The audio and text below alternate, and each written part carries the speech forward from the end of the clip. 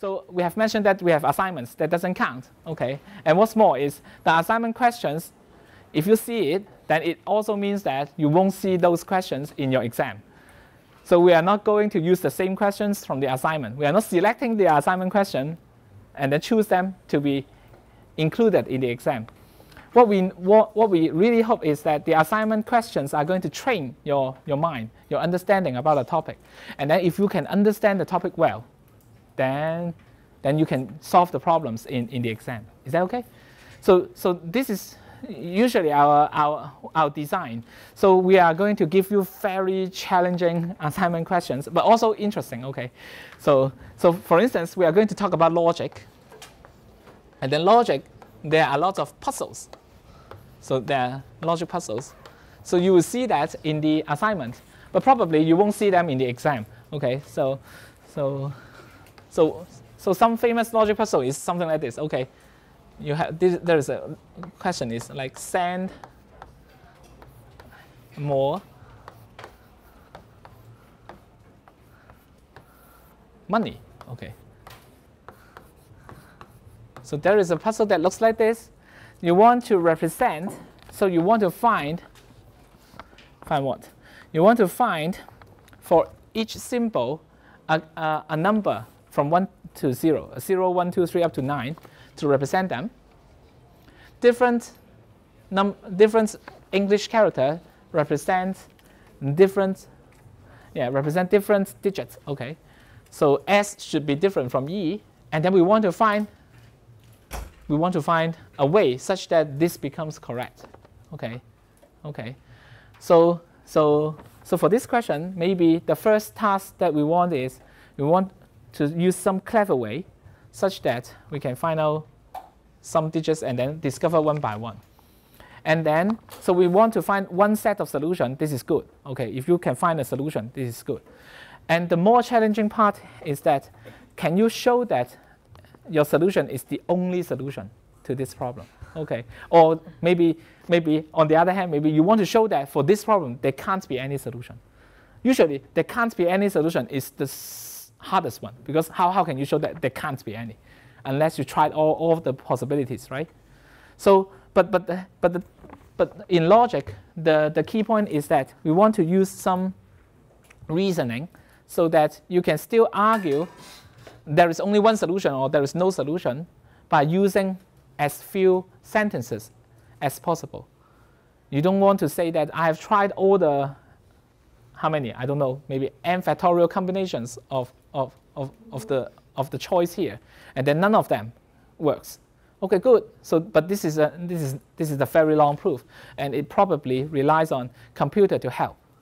But on the other hand, if you are solving logic puzzles of this scale, maybe you want to have something written down so that a normal person can understand. Okay, so this is one. Okay, now, yeah, this is I guess this is included in your assignment 1 question. Okay. And there are a lot of logic puzzles. Oh, okay, we will talk about logic, but before that, let me ask you this one. This is something I've heard about it a long time ago. So you have, okay, so you have a lot of people standing in a line. So one is taller than the other, and so on and so forth. Okay, so this is the shortest one. Okay, and then all facing this direction. So they are facing this direction. Okay, every one of them has a hat. Has a hat. They have a hat. Okay, so let's say there is someone who is giving one of them, every one of them a hat. Give it here, and then here, and then here, and so on and so forth. The hat can be black or white in color, just these two. Let's say they are, okay, how long is it? Let's say there are 20 people around here. Okay, let's say there are 20 people lining up. So they want to, okay, so every one of them, okay, actually, this group of people, they want to make, so we will ask this person, what is the color of your hat? And after that, we will ask the next person in this line, what is the color of the hat? And so on and so forth. we hope that as many of them can answer correctly as possible. Okay. Okay. Is that so all these people, they are actually working as a team. Okay. As long as, okay, the best case is what? All the 20 questions are answered correctly, right? Of course, the worst case is all of them are wrong. Okay. Is there a way that we call it maximize? We can make the number of correct guesses as many as possible. And if so, what is the number of correct guesses we can guarantee? So these people can work together so they can form a plan. Okay, if you are saying this, then I am saying this. If you are saying this, I am saying this, something like this. Okay, is there a way to do so that guarantees the maximum number of correct guesses? Okay, I give you one solution. Okay, this solution is easy. Everyone guess the hat randomly. Okay, okay, yeah, either black or white. Okay, so I say black. Okay, the next one, oh, white, then black, white. But this method does not guarantee anything, because in the very worst case, we call it the worst scenario, the very bad scenario. Okay, then nobody is going to answer correctly. Okay, I give you another one. This time, okay, they form pairs. So there are 20. They form 10 groups. Okay, so this one is saying the color of this one, and this one repeats. Is that okay? And this one is saying the color of this one, and this one repeats. Okay. Okay. So if I'm the last person, I won't be guessing my hat at all. Because I can see the one in front of me, I'm saying his color. Okay, I sacrifice myself. I don't care whether I'm guessing correctly. But then this one is guaranteed to guess correctly, right? So this is a different scheme, but this time this scheme can make sure that at least 10 answers are correct. Why at least? Because maybe you are lucky. Okay, maybe these two are having the same color, so maybe you are guessing more than 10 correctly. But of course, in the very worst situation, then only 10 of them can guess correctly. Okay, but in any case, we know that the maximum number of guesses cannot exceed 19. You cannot have 20 correct guesses guaranteed. No way, because the last one can never tell what is the color of the hat, right? Okay, whatever he say, I can create a scenario that makes your guess wrong. So 19 is the maximum possible, but we don't know how to do that. But at least we know that the best scheme can ensure at least 10. And then what is the number that we can guarantee for our scheme? What do you think? Anyone has heard of this question before? If you have heard of this one before, could you please raise your hand? Hey, nobody? That's great. Yes. Okay. What do you think? What do you think? Yeah. Okay. I'll tell you. Amazingly, we can guarantee 19 correct guesses. Now, this is super amazing, right? 19. 19 is the best possible. But what kind of scheme can guarantee 19? Okay, now for this one, this is a puzzle. And to solve a puzzle like this, we don't consider n is equal to 20 of this scale. Too large. Okay. Okay, so let's try. If there are 2 persons or there are 3 persons, can we do something like this? For 2 persons, can I make sure 1 or more? Yes, 2 persons, I can ensure 1 or more. 3 persons, is there a way that I can ensure 2? It seems difficult, right? Yeah, so here they have 3 hats. Yeah, how can I ensure 2? It means that this one says something. Okay, he says the color of my hat is black, let's say, and this one must be able to answer correctly. And using the information received so far, this one has to answer correctly again. So they cannot just form groups of 2. they are forming something even more challenging, right? So for actually, right? Yeah, groups of 2, then the answer of this one and this one may not be related. But here, the answer of this one and the answer of this one and the answer of this one, all of them are related to the answer of this one, right? To the color of this one. Is there a way to do so? Okay. Let me see. Yeah. Coco, you know the answer, right? You don't know? Okay, good.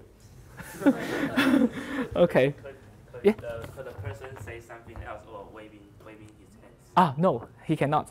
So they cannot use any other communications like delay in the answering, or the movement, or shaking, or making an earthquake.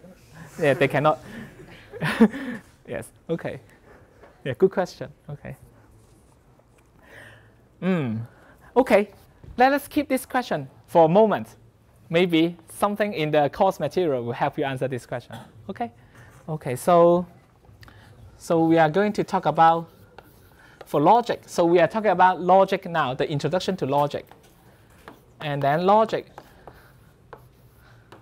is something that helps us to understand what is correct and what is wrong. What is, we call it true, what is true and what is false. True, it is a true thing that we should believe it all the time. A false thing is something that is wrong and we should not believe it. And then there is a keyword here called proposition. And then once we have defined proposition, we will talk about proposition logic today.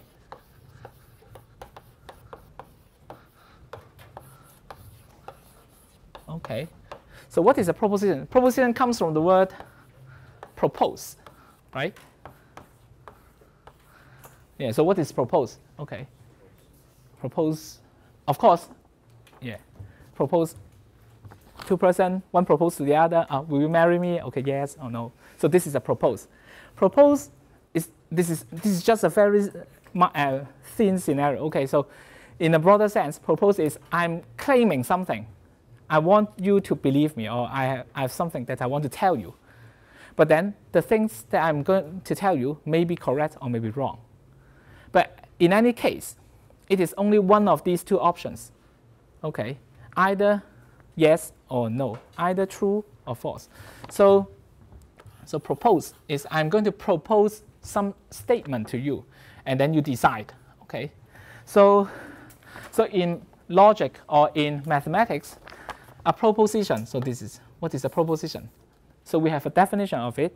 So it is a sentence, a declarative sentence. We are declaring something, a declarative sentence.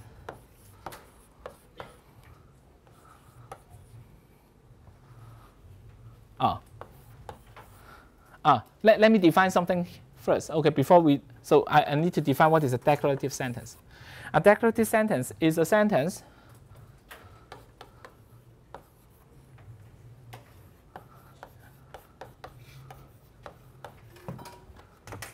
that declares a fact. A fact. So what is an example? Okay, what are examples of declarative sentence? For instance, 1 + 1 is equal to 2. So this is a declarative sentence. So I'm declaring, I'm saying that 1 + 1 is equal to 2. Okay? Okay, another declarative sentence. 2 + 2 is equal to 3. Okay? I'm declaring, I'm saying that 2 + 2 is equal to 3. So this is a declarative sentence. Okay, a declarative sentence doesn't mean that it has to be correct or what. As long as it is declaring something, then it is a declarative sentence. But on the other hand, a question is not a declarative sentence. For instance, I'm asking, what time is it? So it is not declaring anything.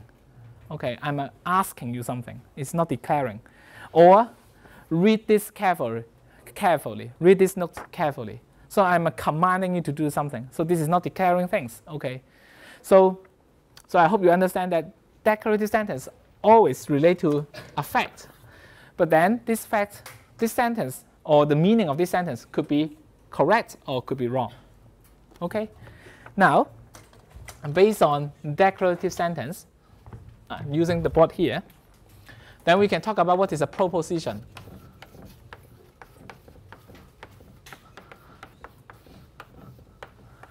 So a proposition is a declarative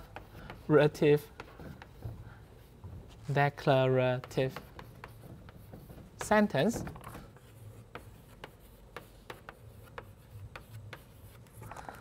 that is either true, this is something that is true or correct, or false. False is either correct or wrong, but not both.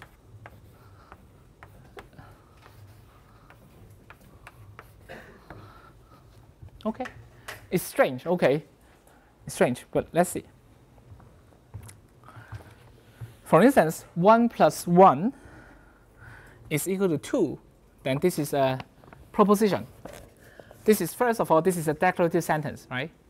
And then you know that 1 plus 1 is equal to 2. So this is a true declarative sentence. So we call it a proposition. Okay? 2 plus 2 is equal to 3, then it is also a proposition. But this time it is a false declarative sentence, a false proposition.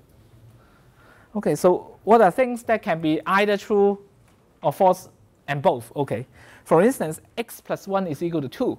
Okay, what is x? I didn't tell you. I didn't tell you. X could be 1. Then in that case, true. X could be 2. In that case, wrong. So in that case, this is not a proposition, but this is a declarative sentence. Okay? Okay. And then, okay, last one, I have an example here. You will pass in this course. Okay, is it a declarative sentence? Yes, it's a fact. I'm declaring that you will pass in this course. Is it true? I don't know. Okay. Yes, okay, good. You have confidence. That's good. Or is it false? We don't know. But this is still, for me, I could still consider it a proposition. Because you can't pass and fail of this course at the same time. Okay, it must be either one of these cases. It is just I don't know at this moment. Okay, but eventually, you will be passing this course or not. Okay, so eventually, at the last moment, this is going to be a proposition. Is that okay? Although I don't know. Okay, so proposition doesn't mean that we have to know the true or the false value of this proposition by ourselves. As long as it just have either true or false, but not both, then this is a proposition. Is that okay? So for instance, in mathematics, there are a lot of propositions that nobody can tell whether it is true or false. Especially, there are many propositions coming from numbers, number theory. So we have talked about primes so far, right? Okay, now let's pick a number, even number, let's say 4, okay? Now 4 can be written as the summation of 2 primes, 2 plus 2. Is that okay? 6, you can also write it down as the summation of 2 primes, 3 plus 3. Is that okay? And then 8. 8, you can write it down as 3 plus 5. Okay, 10. 10, you have more options, 3 plus 7 or 5 plus 5. Is that okay? And then 12, 5 plus 7, 14, 7 plus 7, 16, 16, yeah. 5 or 3 plus 13 or 5 plus, okay. And then 18, so 18, 7 plus 11, or there can be other options. Is that okay? Now it seems that for all the even numbers, looking at this trend, you can express this as a sum of 2 primes. So there is a proposition. So someone has made this proposition. This proposition is any even number greater than or equal to 4 can be written as a sum of 2 primes. Okay, as a sum of 2 primes. Now this is a proposition. This is a proposition. Either it is true, okay, or it is true. Really, every possible even numbers greater than or equal to 4, you can always find 2 primes that adds up to that number. Okay, it is a very strong proposition. It says every even number. Or it could be false. Maybe you can find out some even number that no matter how you divide it into 2 parts, at least one part is not a prime. Okay? So we know that this is a proposition, but nobody at this moment can tell whether this is true or false. And this proposition has a name. Okay? So some proposition that we don't know whether it is true or false, we usually call it as a conjecture. So a conjecture is, I think this proposition is true, but I cannot tell what is true or false actually. A conjecture, I guess, a conjecture. And this conjecture is raised by this person called Goldbach. So Goldbach is a Russian mathematician or someone who works in Russia, okay? Yeah. So Goldbach's conjecture, and it is one of the well-known unsolved problem in number theory. Nobody knows. It's a proposition. We don't know the true or false value. Okay? Okay. So this is a proposition. 1 plus 1 is equal to 2. It's a proposition. Okay? Or you will pass this course.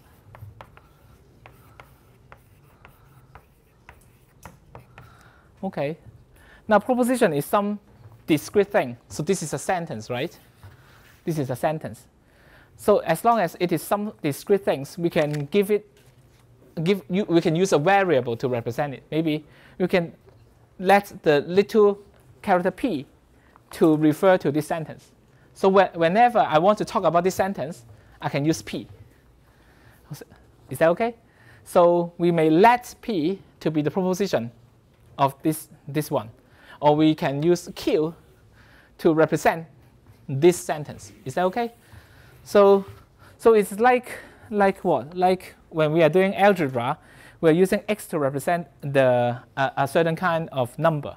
Here, we are using p or we are using q, but this time it represents a sentence. So when we talk about p, then this means this sentence if we are defining this like this. Okay? So this is a variable that is representing a proposition. So we call this a propositional variable. It's just a name like this. Okay. And then we can also talk about, this is a new concept, but a very easy to understand concept. So truth value. So for each proposition, it is either true or false, right?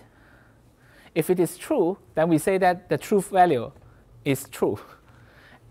If it is false, then the truth value is false. Is that okay?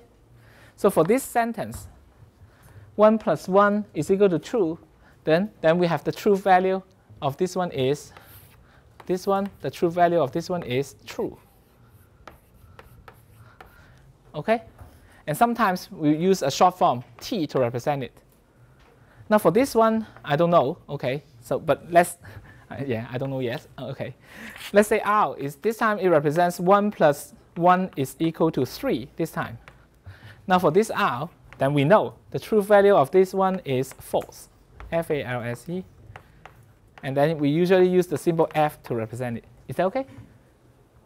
Okay, and next, let me talk about some, I call it logical operator.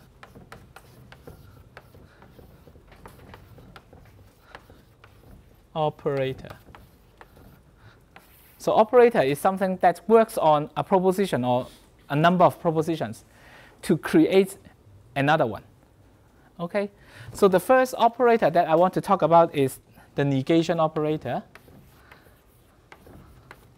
So these are really simple things, so don't worry. I'm using, so the negation operator. So if you have a proposition P, then I can create a new proposition. So the negation operator looks like this. Okay, so I can create a new, can you see this? Okay. So you have a P. Okay, so we talk about the negation operator. You can create a new proposition by negating it. Okay. So this is the negation operator. So this proposition is related to this one. Whenever this is true, then this is false. Whenever this is false, this is true. Is that okay? If you have a proposition like this, then we call this is the negation of that proposition.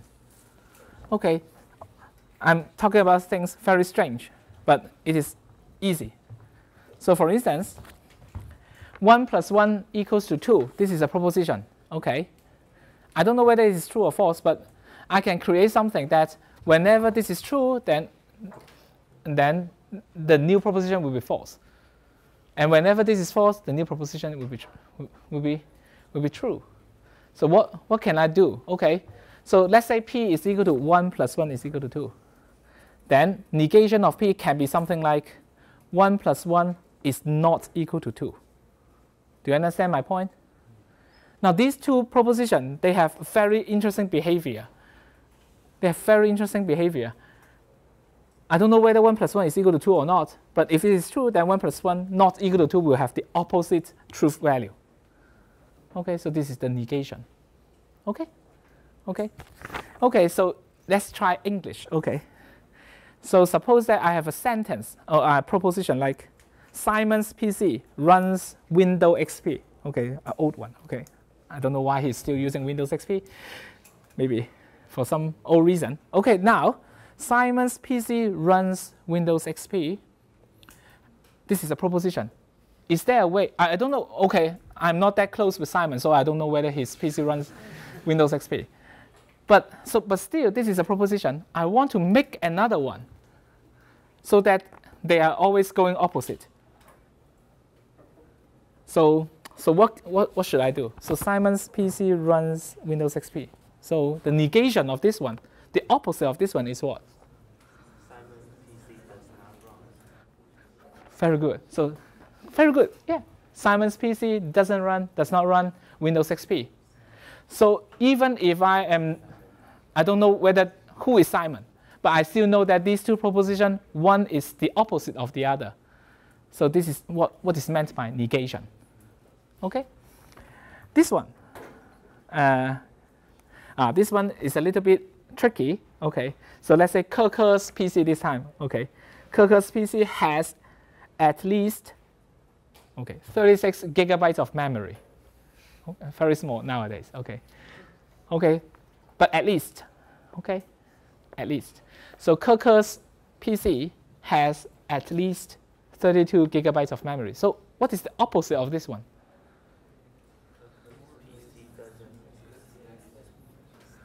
Less than. Very good. Okay, good. Okay, of course you can say Kirker's PC doesn't have at least 32 gigabytes of memory. Okay, this is good. But a more natural way is Kirker's PC has less than. Okay, at least less than. Okay, very good. At most is not, because yeah, very good. Less than. Okay, strictly less than. Okay, so you understand. Okay, so here, whenever you give me a proposition, I don't know whether it is true or false. I still can tell there is a proposition that is opposite to it. And then we can denote it using this negation. Okay, P and the negation of P. Okay? And now, apart from negation, we have something called conjunction. Conjunction. Conjunction means something that is together. This is and.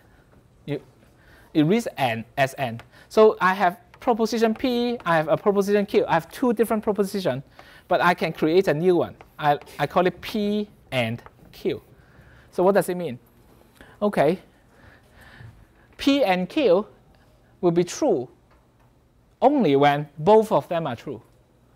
Otherwise, it is false. So and means together. If together they are true, then altogether it will be true. Is that okay? Okay. So test your understanding again. Okay. For instance, let's say there are two propositions. One is Kai is the lecturer of this course. Okay, this is one proposition.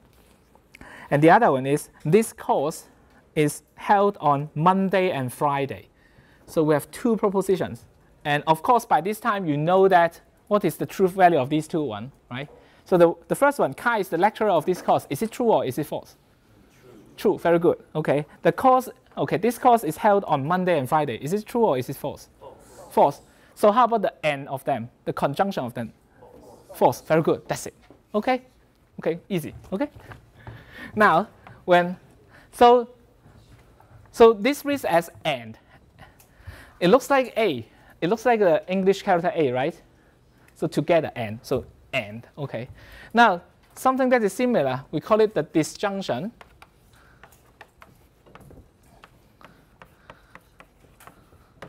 Disjunction is I have a P, I have a Q, and then I have P.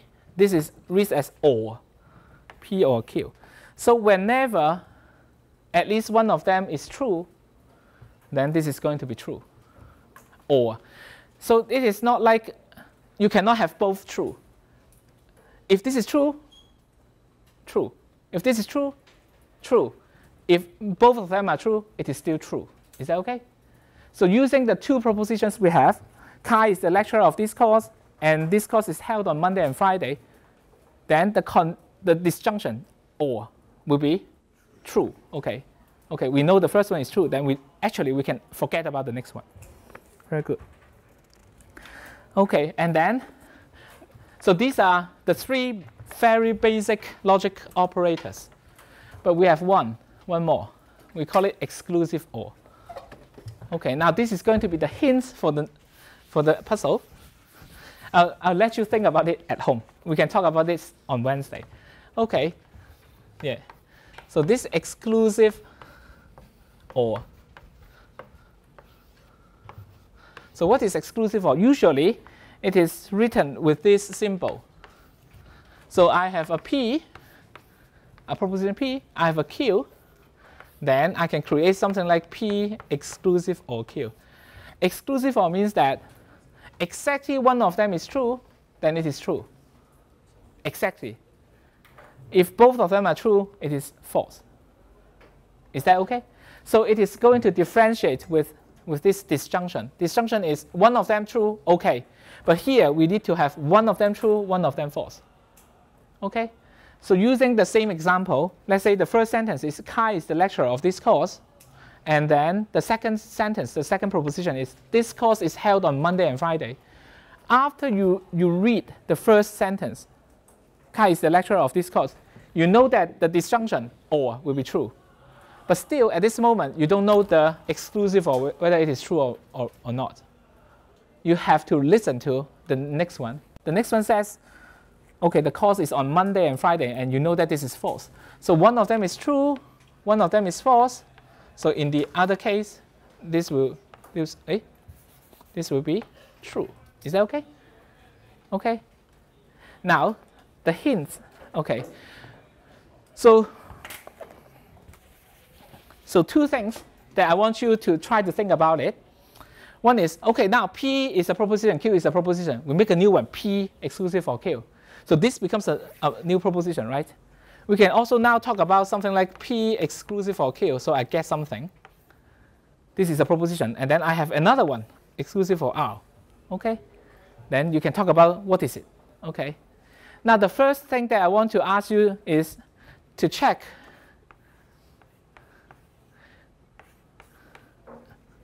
that this operator is very interesting.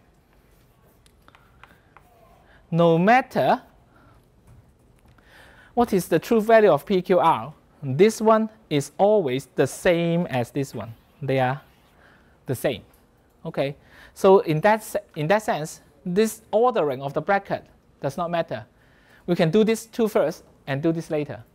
And then, or we can do this two first and do this later. So this is the first thing that I want to check at home. Now, the second one is, okay, if this is the case, then what does it mean? Okay, so it means that because the ordering does not matter, the ordering of this bracket, which one to be done first doesn't matter. So if you have a long, very long one, P exclusive for Q, exclusive for R, exclusive for S, exclusive for T, whatever, you have a long one, very, very long one, you don't need to write down the bracket at all because let's say someone really wants something like this, but you know that you can rearrange the bracket and then do whatever you like. Maybe you can do this P or Q first, and then you do this R or S first, and then maybe you do this too, and then you do this exclusive for T. They should have the same result. Now, if the second question is, okay, this time it is about evaluation. So suppose that I tell you that this one is true, this one is true, this one is false, this one is true, this one is false. Can you quickly compute what is the answer of this one? Okay, is there a way to compute? Oh, really? Yes, true. Wow, quick, very quick. How do you get that? This is true. Yeah, this is true because, is it? Yes. Wow, you are very quick. Okay. Yeah, it takes me some time. Okay, I guess you are right. Okay. How about I change it to false? Okay. False. Okay, I change it to false. True. I change it to false. False. Okay. I change this back to true. True. Okay, good. Okay.